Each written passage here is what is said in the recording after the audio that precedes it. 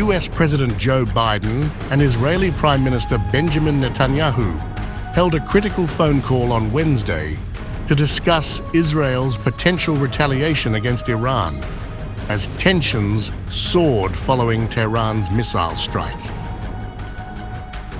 The call, which lasted 30 minutes, came amid growing hostilities between Israel and Hezbollah along Lebanon's border, and as the conflict in Gaza showed no signs of abating. The White House described the conversation as direct and productive, with Biden and Netanyahu addressing their mutual concerns while acknowledging areas of disagreement. What I can tell you is they had a discussion. They continued their discussion on a response to Iran's attack.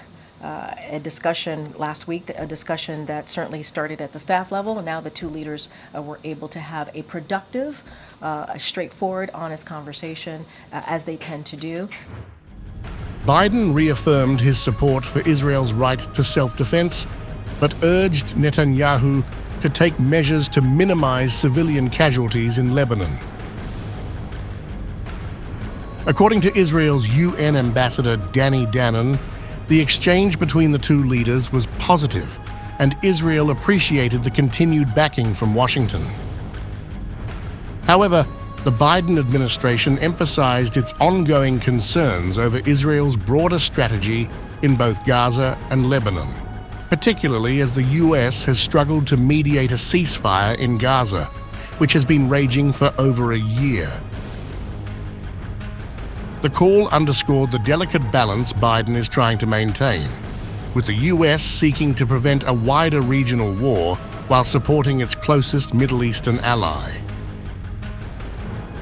Relations between Biden and Netanyahu have been strained in recent months, with Washington pushing for more restraint from Israel in its military campaigns.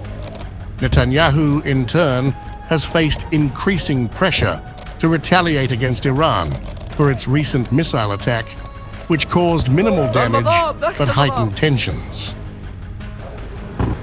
Reports indicated that Israeli Defense Minister Yoav Gallant was expected to travel to Washington on Wednesday for discussions with his US counterpart aimed at bolstering coordination on Iran.